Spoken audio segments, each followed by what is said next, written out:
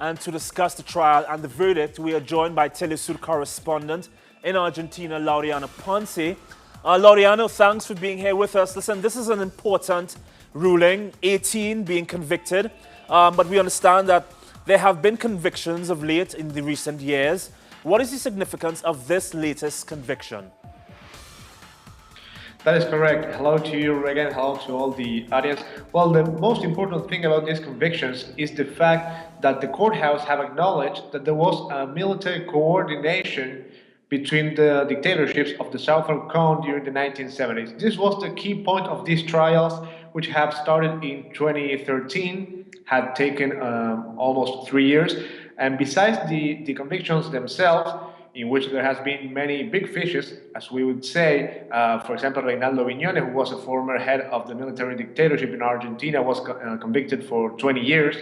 And also Santiago Riveros, another head of the military dictatorship, convicted to 25 years. But the main key point here is that these convictions mean that the judiciary in Argentina acknowledges that there was a coordination between Argentina, Brazil, Chile, Uruguay, Paraguay, and Bolivia in order to eliminate leftist opposition, leftist organizations, guerrillas, and of course this was made throughout human rights violations and forceful disappearing and torture. Reagan.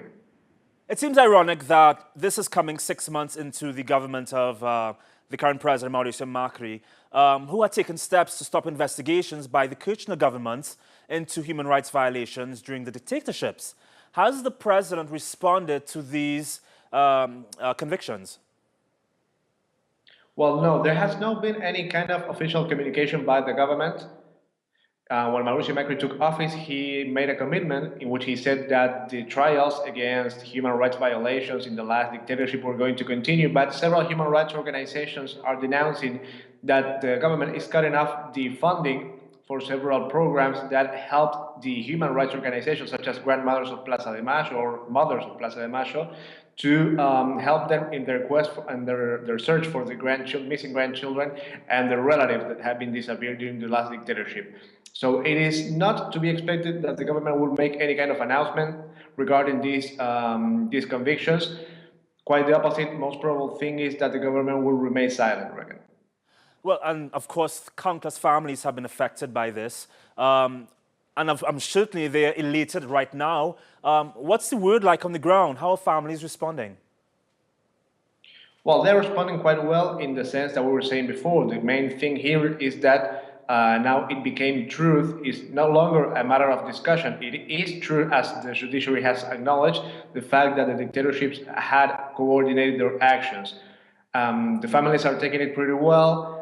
Despite the convictions themselves, of course, all the relatives of the disappeared have always tried to achieve the maximum convictions, which would be a lifelong sentence.